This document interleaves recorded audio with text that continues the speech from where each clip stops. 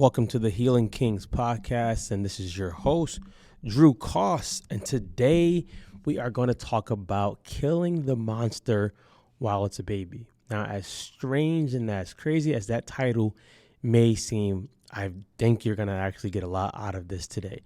Today, I'm going to tell on myself. I want to tell on some mistakes that I made and some issues that I had, and I know that some men will be able to identify with it. So if I start saying yo and slang stuff, this is just me being truthful.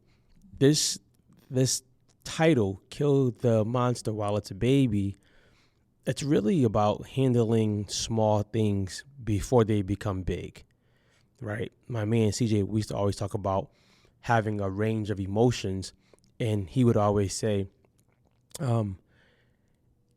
deal with it when it's a sigh before it becomes a scream. Deal with it while it's a sigh before it becomes a scream. Because screams are usually accumulated sighs. A monster or something bigger is usually accumulated by small things. Now, when I realized this, I realized that this happens in life in almost every area of life. When me and my wife would get into, we call them heated discussions, she would always say this, and I couldn't grasp it at all, and I just couldn't understand it. I do now. She would say, you know my heart, you know my intent. My intent is not to harm you. And every time I got into arguments because of my past trauma, I always thought the person was aiming to hurt me. So in defense, when we got into arguments, something that I would always do is I would literally just shut down. Men, raise your hand if you're around your wife right now, and just pat your lap. But raise your hand if you're not around anybody. If you're identifying already, when things are getting heated, you shut down. And I was using the whole I shut down so I don't go crazy, or so I don't yell or do something like that. I'm not a yeller. I was using that as the reason why I shut down. And the reason why I was shutting down was I was going back into a place of literally, I don't want to deal with conflict. I don't want to have to go there because I know it may be ugly. And she would always say, you know my intent, even if I'm not saying it wrong, saying it right, you know my intent. My intent is not to harm you. The flip side of that, I want to help ladies out also, and men. When you're dealing with issues that are heavy, or just issues that you know your spouse or your friend, if you bring up this certain issue and you know it's something that kind of like rattles their boat, just watch how you talk. That's simple. I'm big on how you say things is just as important as what you say, especially if it's an area where this person has had either trauma or they're just triggered a lot. Now, she would say, I'm not, I'm not saying this against you. What I didn't realize was when we were having smaller talks as we were progressing in the marriage and relationship, when things came up, we could have both killed the baby at that moment. We could have both killed the small thing to realize, hey, when we talk about this subject, I'm okay talking about it. It's just hard for me. And if we knew that, it wouldn't have become a monster where we're shutting down, or I'm shutting down and I'm not talking for the rest of the night. That was a trauma issue that I had from back in the day when I was younger. When something happened, I would just shut down. And back then it was bad. I would shut down for like 3 weeks. Then I would just literally not talk again. And I would feel that, I'm just protecting myself. We have to realize as men that opening up might get us hurt. Let's just be honest.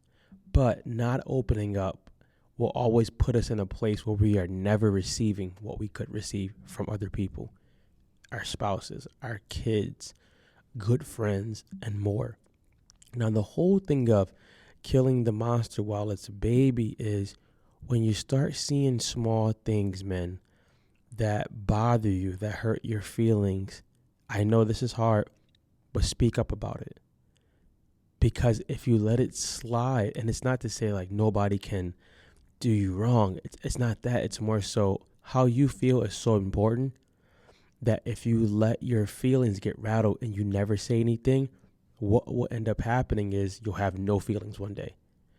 You'll end up being a brick. You'll end up being a literal bear. And I know that because that was me. And it's usually most of the men who I coach. And when we start dealing with that, they start realizing that they get better in coaching. They get better in business. They get better in their normal life. Those small emotions that get tethered or that get hit, talk about it, man. Talk about it. It's not easy, but I guarantee you, if you talk about it, it won't become a monster. You won't become a monster. And that's way more important than you think. The reason why I believe men bury their emotions is because they feel that it's so small and it shouldn't bother them, or no one's going to even listen if I bring this up. And that hurts. It hurts because I've buried emotions for years thinking that, oh, this person has it way worse than me, so why would I even consider being bothered by this when they have it 10 times worse than me? It's not a comparison game. It's not a comparison game.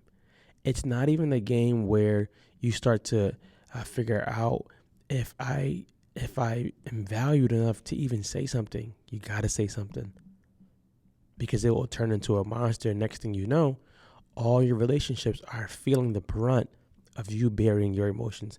Now, as a younger person, sometimes we don't have control over that. When we're young, we don't have the mental stability. We're not emotionally intelligent to know that when something happens, go share it with somebody. But if you're listening to this and you're old enough, I want you to practice that. The first person that you might share it with might be God, until you feel that there's somebody around you specifically, maybe a journal, a therapist, somebody close to you.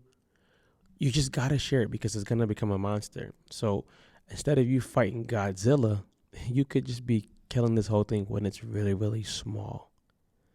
And just because it's not easy doesn't mean it's not worth it. If I knew how much going through healing journeys and processes was going to affect me in a good way, if I was shown that, I think I would have moved faster towards it. Or if I was shown probably how this hasn't helped you in the past, it's not helping you now, and if you don't deal with it now, it's going to harm you more in the future, I would have made quicker moves. I just thought this healing thing was just a new movement. Like, everyone was on Bitcoin and stuff like that forever. And right now it's AI, and I don't know what's going to be next, but it became one time that therapy was like the new badge of honor. So I thought, I'm not trying to go and talk to somebody about what I feel like just to have a badge of honor. I don't want that. I don't need that. But I needed to release something. And I started realizing when things would come up and it was small, try to address it. The last thing I would say, and this is really, really meant for men, try to address it while giving yourself love. And I say that because we are so used to conquering things, and we don't realize that our heart is like a garden. You don't conquer a garden, you till a garden. And then you plant seeds, and then you let it grow after you've been watering it and they got sunlight. Show yourself love on the path of healing. On the path of taking it out while it's small, show yourself love still. It does not mean you don't matter. It does not mean that you're a mess. Something has happened and you are addressing it so that you can actually move on from a good place. Like I said, it's not easy, but it's so worth it.